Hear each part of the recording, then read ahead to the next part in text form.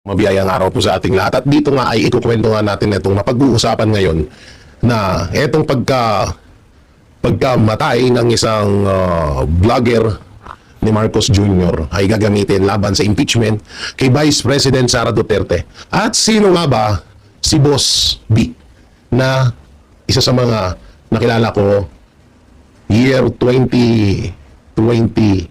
Uy. So yung mga banateros, mga kabiyaya, no? So syempre bago natin ito simulan, huwag niyo pong kalimutan na i-like, share, comment, and subscribe ang ating YouTube channel. Pindot na lang dito yung bell button para lagi kayong updated sa ating mga video araw-araw. So ngayon, sobrang trending talaga to, hindi dahil sa maganda yung ginawa niya, kundi nagtitrending siya ngayon dahil sobrang hate siya ng mga Pilipino dahil sa mga pinaggagawa niya. So ngayon, ulitin ko, condolence doon sa pamilya at wala namang may kagustuhan na kahit magkaiba kami ng pananaw pagdating sa politika at iba kami ng siya ay pro-administration at ako naman ay anti-administration dahil sa pagiging kuratong baliling ni BBM at ni Romualdez, hindi naman ho tayo masaya sa nangyari sa kanya. Ngayon, ang topic ngayon natin mga banateros, mga kabiyaya, ay sino nga ba itong tinutukoy sa mga conversation bago mamatay, itong vlogger na to, na nagngangalan or tinatawag nilang Boss B. Hindi si Boss Dada. So yung mga banateros, mga kabiyaya, alam nyo, ulitin ko itong kwento na to. Bago ako mag-politics vlogger, ako po ay naging showbiz or naging ang una ko content ay charity vlogger. Charity ay yung pagtulong. Kaso nga lang medyo hindi na natin kinaya at dahil iba talaga pag charity vlogger ka, talagang alam mo yun, yung talagang lagi kang kakapusin sa mga pang-vlog mo. Siyempre hindi naman tayo katulad ng ibang charity vlogger na mas lamang yung binubulsa kaysa sa itinutulong. Hindi tayo ganoon, no. Hindi tayo ganoon na charity vlogger. Ngayon, kinapos na tayo. Pero hanggang ngayon, tumutulong pa rin tayo off-cam. Hindi tayo tumigil talaga dyan. Tapos, pagkatapos ng charity vlogger, nag-switch po ako ng content to TVJ Defender. Bati pa kami ni Tito Soto nun. Hindi pa siya kupal nun yung mga panahon na yun. So, sa pagiging TVJ Defender ko, doon ko po nakilala itong itinatawag na Boss B. No, etong tinatawag na Boss B. Sa totoo sin, pinag-isipan ko kung i-reveal ko ba talaga yung mukha at pangalan niya. Pero mamaya nyo malalaman dito sa dulo ng video ko to. So doon, nakilala ko si Boss B. Bali huling yugto na ng TVJ Defender ko noon, nung nakilala ko siya. Kasi nung huling TVJ Defender ko, may mga taong nag-alok sa akin dahil tapos na nga yung issue sa TVJ, sa prangkisa ng Itbulaga, no? Sa prangkisa ng Itbulaga. So tapos na yung issue doon. So syempre alam nga naman na patuloy ka pa rin na bumanat doon sa mga halusos noon, no? Sa mga halusos noon na nakuha na ng Tito Vic and Joey yung prangkisa ng Itbulaga. Ngayon mga banateros, mga kabiyaya, nung kalahulihan na parang pasasalamat sa amin, sa totoo siya yan, in-invite tayo ni Tito Soto sa Hard Rock Cafe sa MOA, malapit sa MOA, sa mismong MOA. So may Hard Rock Cafe po doon. So na-invite tayo ni Tito Soto para lang, alam mo yun, pasasalamat syempre sa ginawa namin dahil wala namang kaming bayad talaga noon nung TVJ Defender kami. Yun yung pinakabayad sa amin, yung pagpapakain nung time na yun. So pinakain kami sa Hard Rock Cafe, nag-enjoy kami doon. Sa totoo sin, may siguro hahanapin ko na lang yung picture namin na pinost ko noon, no? May pinost ako noon na nasa Hard Rock Cafe at kasama ko doon yung ibang mga vlogger na tawag dito na ngayon ay loyalista na. So sa picture na yon, ako lang ang nagbubukod tanging lumihis ng landas sa kanila, no? Lumihis ng landas kasi nung panahon na yung gabi na yon ay inopera na rin, hindi ko alam kung pati sila kung naopera na nung gabi na yon, pero may mga lumapit sa amin nung time na yon. Hindi ko rin alam kung kakilala ni Tito Soto or hindi, pero siguro naman hindi niya kakilala. So nakita kami doon sa na yon, sa Hard Rock Cafe na yon, at yung Hard Rock Cafe na yun ay pagmamay-ari ni Tito Soto. Ngayon ang pagkakaalam ko na hindi ko alam kung totoo yun o hindi. Ngayon, nilapitan kami doon at ako yung pinakahuli na parang private talk, private talk, sa isang sulok. Hindi natin pabayin yung kwento. So doon, na-operan ako na baka gusto kong mag-vlog at ipagtanggol ang administrasyong Marcos. Nung mga panahon na yun, 2022 ay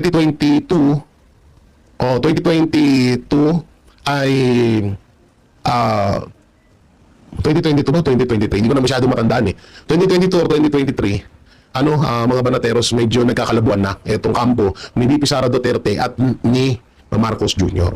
So syempre ako simulat sa pool, talagang hinangaan ko hindi dahil popular si Pangulong Duterte, kundi dahil hinangaan ko siya dahil sa ginawa niyang maganda dito sa bansang Pilipinas. Ilang beses na ho namin sinasabi na hindi kami humanga dahil sikat si Pangulong Duterte, hindi ganun. Humanga kami dahil sobrang ganda ng ginawa niya sa bansang Pilipinas. Ngayon, nung time na yon ay may lumapit at eto na nga, ay hindi pa pala nung time na yon. So may mga nagsasabi pa lang or napagkwentuhan na rin namin ng mga vlogger, ng mga kasamahan ko dati na ngayon ay mga loyalistang tanga na. Dahil sa ganun, alam mo na, syempre. So, nag-uusap-usap kami at yung iba nagsabi na sila ay lilipat talaga or magiging Marcos Jr. vlogger. Meron pa nga doon, meron pang isang vlogger doon na nagsisimula sa letter C ang kanyang pangalan na hindi nga daw siya pwedeng maging Duterte vloggers kasi nga unang-una kailangan niya ng pera pang therapy ng kanyang anak. So doon naintindihan ko siya. Isa rin siya sa mga naging ka-close ko nun na vlogger doon sa grupo na yun, sa TBJ Defender. So, tawag dito, doon na nagsabi na rin ako na hindi talaga ako pwede maging hindi talaga ako pwedeng maging Marcos, no, na hindi bukal sa kalooban ko at ayoko talaga, no, ayoko talaga sa kanya. Although binoto ko siya dahil nga sa kay Vice President Sara Duterte, pero yun nga wala talaga tayong naramdaman na magandang ginawa niya sa Pilipinas. So tumagal 2024, nagpa-politics vlogger na ako hanggang sa may nag-ano sa akin sa Viber. Hindi pa ako marunong gumamit ng Viber nun eh. May nag-ano po sa akin sa Viber na ibinigay daw yung number ko ng secretary, hindi ko lang babanggitin kung anong pangalan niya. Pero ibinigay doon ng sekretary ni Ma'am Tutot yung number ko, kaya alam niya, kaya niya nalaman. So itong sekretary nito is from, dapat ko ba sabihin? Kaso wag mo, makasuhan tayo, mahirap na eh. Pero alam na to ni Banat Bay, kinuwento ko na to sa kanya. So yung sekretary na yon malapit kay Tito Soto. Yun na lang, clue. Yung sekretary na yun malapit kay Tito Soto na yung lagi nagko-contact sa amin kapag gustong or kapag katulad nun, yung nagpasalamat si Tito Soto sa ginawa namin pagtatanggol sa kanila noon. So nalaman yung number ko sa Viber hanggang sa tawag dito, kinawagan ako, sinabi niya.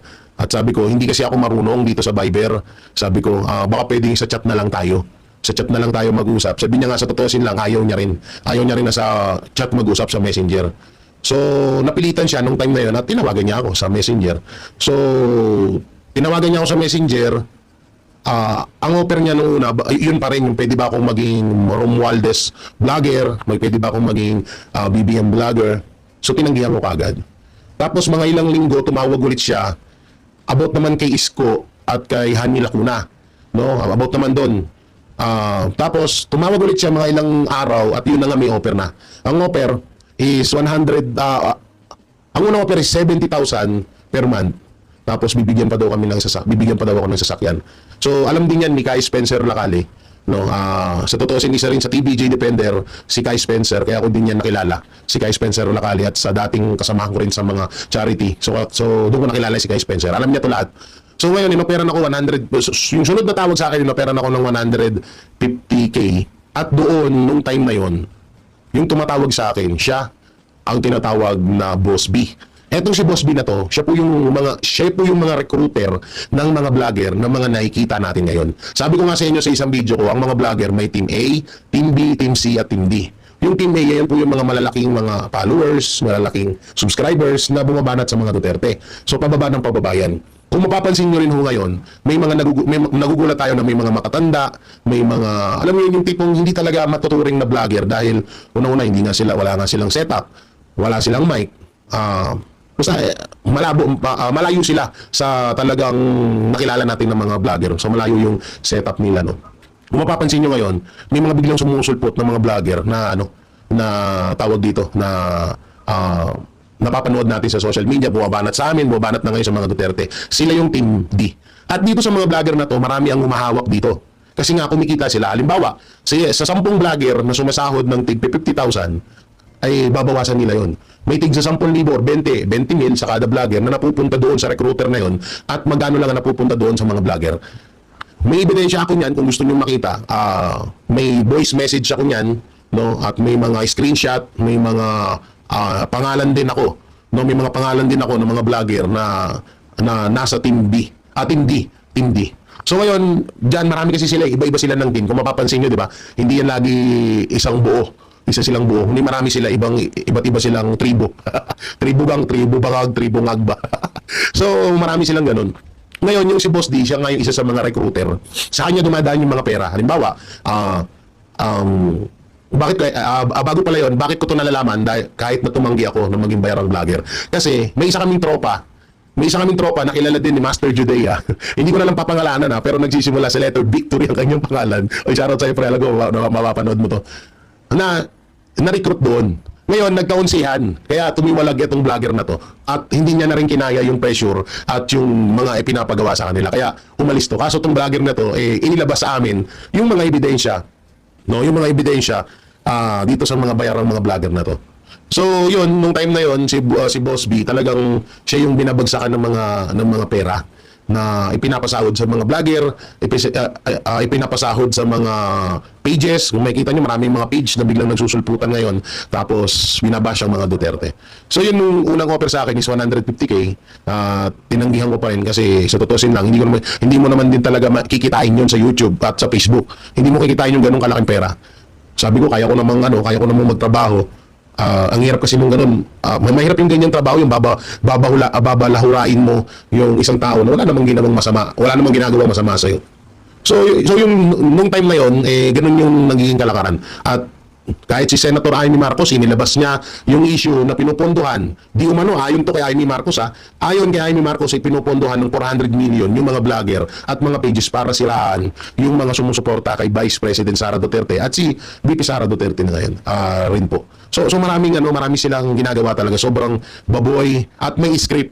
Kung matatandaan nyo, nag-delete po ako ng post ko at hindi ko naman tinatanggihan Nag-delete ako ng post ko about kay Trililing, tapos pinabura niya at sinunod ko naman kasi kagustuhan niyang burahin yun Kung mapapansin nyo, bago ko paburahin yung post na yon or yung video na yon na pinapabura niya, na nagtatanong lang naman ako doon at nag-reaction lang ako sa post ni Attorney Baligod, sa comment section at sa mga vlogger, mas nauna pa sila mag-content na bakit ko daw binura or bakit ko wala daw burahan ng post. So alam na agad talaga nila. Alam nila na ganun yung gagawin. Na iuutos ni Trililing na buburahin ko yung post. At kapag binura ko, ibabash nila ako ng gusto. Diba? Talagang ibablog nila ako. So nung binura ko yung video, doon na lalong naglabasan. Pero mas nauna silang mag-reaction. Mas una silang tawag dito, nagbigay ng komento bago ko nabura yung video na yun. So ganun ka detalyado or ganun ka sunod-sunod yung ginagawa nilang pagbablog. Talagang script by script. So kung ano yung ibabang script ng pinaka-leader ng grupo nila, yun ang susundin nila ngayon. Ngayon, halimbawa, si Senator Robin Padilla, di ba? Kung mapapansin nyo, si Senator Robin Padilla, grabe yung pangbaba sa kanya. Di ba? So lahat yan nakaaniyan. Halimbawa, sa Team A, ang nakatoka sa Team A ay about sa impeachment laban kay Vice President Sara Duterte. Sa Team B, para naman kay Senator Marcoleta. Sa Team C, para naman kay Mayor Basti Duterte. At sa Team D, para naman sa aming mga vlogger. So kanya-kanya sila ng toka. At isa sa mga leader dyan sa team na yan ay ang sinasabing Boss B. Sa totoo may kanta yan Siya ang kumanta ng One Last Night. One Last Cry pala. Oo. No? Kilala niyo ba yung kumanta ng One Last Cry? Siya yung tinutukoy daan na si Boss B. Yun. Namay, hindi sa totoo isa to sa mga bataan ni Ma'am Shi. Isa to sa pinagkakatiwalaan ni Ma'am Shi. No? So matagal na talagang talagang nagmamanipulate to ng mga vlogger para siraan ng mga Duterte. Kasi matagal na ang plano ni Marcos Jr. At hindi lang din naman ako ang naglalabas ng ganitong opinion, kundi dati rin kahit si Banat Bay, di ba? Inoperan si Banat Bay ng, kung hindi ako nagkakamali, is 10 million para lang murahin, hawayin si VP Sara at ang mga Duterte araw-araw. So biruin niyo 10 million kay Banat Bay. So talagang hindi lang ako ang nakaano nito. Tsaka nanggaling na rin to kay Senator Amy Marcos na malaki ang ipinupondo nila para sa mga vlogger at sa mga pages na sumisira sa mga Duterte. So mapunta naman tayo sa issue na about sa onsehan. Nagkakaroon talaga ng onsehan dito sa Nagkakaroon talaga ng onsehan dito sa kampo ng mga vlogger na to. Bakit ko ba nasabi? Kasi nga may ebidensya po ako diyan. May voice record, may screenshot. Ang pangalan pa nga po ng GC nila House of Representative. Totoo yan. May vlog na rin ako dyan. Hanapin nyo dyan sa video ko. Hindi ko na ipapakita sa inyo. Hanapin nyo dyan sa uploads ko nandyan. Yung mga video, ilang beses kong inedit, ilang beses ko in-upload dyan. At makikita nyo yan dyan. So hindi pa yan. Marami pang iba. Sa totoo yan, marami pa. meron pa nga dyan na parang tawag dito, parang nag-away-away sila, no? Gagawa ng sa onsihan na nga dyan, natuso yung onsihan na yan. So tutusin, malaki na rin talaga ang bayad sa mga vlogger na to. Hindi na talaga masasabing 100k lang, parang kasi dati ang mga sinasahod ng iba nasa 30, 15. So dati hinahawakan kasi na isang vlogger yon. Ano lang yon, yung mga ano lang na vlogger yon, yung madaling mauto, 15, 20, yan ang sinasahod nila. No? So etong si Boss B kasi, paano ko ba i-deliver ng maayos para maging safe din ako? Talagang masasabi ko sa inyo na sa kanya dumadaan yung ibang mga sahod ng mga vlogger. So kung tatanungin nyo kung politiko ba ito, si Boss B, boss, paano ba? Ang hirap, no? Ang hirap pag nagpipigil. Pero siguro naman may tamang panahon din para i-reveal kung sino itong si Boss B na to. So tutusin, marami silang amo. Meron pang si Boss T, si Boss T, meron pang sa mga makakaliwa silang boss. Meron pa silang boss na dating senador, 'di ba? Meron pa silang boss na alam mo 'yun, isang politiko din. So marami ngayon mga balateros, mga kabiyaya, kasi tinatanong din kung talagang sino ba to at talagang napapaano sila na kung sino tong Boss B na ba to, sino ba tong, kasi doon sa conversation na kumakalat ngayon, parang nagkaroon ng onsihan nitong namayapang vlogger at yung mga kasama niya. 2 million ata ang ibinigay, pero hati-hati ata sila dun sa 2 million na yun. Tapos, yan ang mahirap dyan mga banateros, na alam mo yun na nung dahil lang sa pera nagkakaganyan sila. Ilang beses na akong nangyari sa kanila yan, na yung hindi ko nilalahat ng mga BBM vlogger. May mga BBM vlogger na talagang BBM vlogger lang sila, pero hindi sila kasama sa tinatawag na pasahod or sahuran. O, hindi hindi ko naman din nilalahat kasi baka sabihin nyo masyado naman tayo na nilalahat natin. Pero ayon lang sa mga kilala ko, no, yung mga kilalang mga vlogger ngayon na bumabatikos, talagang yan mga bayad yan, mga sumasahod yan buwan-buwan. At ang masaklap doon, pera natin yun, hindi pera nung nagpapasahod sa kanila. Pera natin yun na nanggagaling sa mga pinagnanakaw nila. Yung ibang mga vlogger na mga makikita natin na sumusuporta sa administrasyon, may mga ilan din talaga dyan na talagang sumusuporta talaga lang sila kay Marcos Jr. Pero hindi sila nasasahuran. Baka sa mga susunod na mga araw, kapag nakilala sila, baka i-recruit din sila at bigyan ng pera, gito ganyan. Tsaka kung mapapansin nyo, grabe sila magmura, yung matanda, di ba? Yung sinanay, kung murahin si BP Sara, grabe. Etong namatay na vlogger na to, grabe rin itong magmura. Kasi nga, ang isa sa mga sinasabi lagi ni Boss B, walang dapat katakutan. Sasaluhin tayo ni Bossing. Sasaluhin tayo ni Boss. No, sasaluhin tayo ni Boss sa sa mga ikakaso sa atin. At may ebidensya din ako diyan kung na sinabi yan, no, na hindi kaya kung mapapansin niyo yung mga vlogger ng mga sumusuporta sa administrasyon, talagang walang takot, 'di ba? Kung bumanat, wagas, kahit below the belt na, kahit wala silang pinapakitang ebidensya, sige, banat lang kasi nga may sumasalo. So ibig sabihin, kapag kinasuhan sila, may sasalo sa kanila. No, hindi katulad sa amin, tingnan niyo sila, banat ba, taddad na ng kaso, taddad na ng reklamo kay Trillanes, kay Saldico, sa iba kay Ontiveros. Kasi nga, kami naman wala namang ibang tumutulong sa amin. Sariling sikap talaga namin to, talagang bukal sa kalooban namin na sumuporta sa mga Duterte. Hindi kagaya nila na kaya lang sila sumusuporta dahil sa pera. So habang nagsasalita ako, pinag-iisipan ko kung i-reveal ko na ba etong si Boss B na to at magbibigay ako ng clue kung sino ba tong Boss B na to. Bali, sekretary siya ng isang congressman na malapit isang sekretary ng isang congressman na malapit kay Marcos Jr. Ayan So siya lahat nagmamanipula ng mga social media, no. Siya lahat nagpapadala sa mga bank account, sa tutusin, bibihira nga mag-bank account sa kanila Talagang abutan lang Kaya nga nagkakaroon ng onsihan dito No, siguro yung ibang mga yung talagang mapagkakatiwalaan, nagba-bank account. Pero kadalasan dito sobre-sobre.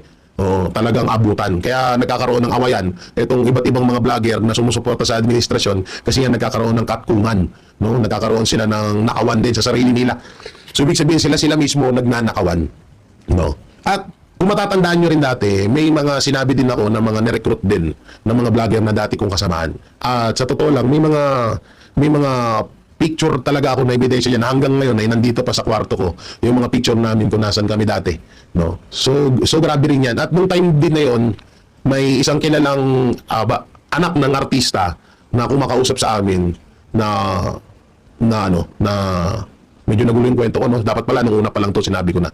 May anak ng artista, na isa ring politiko ngayon, yung anak niya ay dati rin naming kaibigan, na kumausap din sa akin na baka, na ipagtanggol ko nga yung kanyang boss.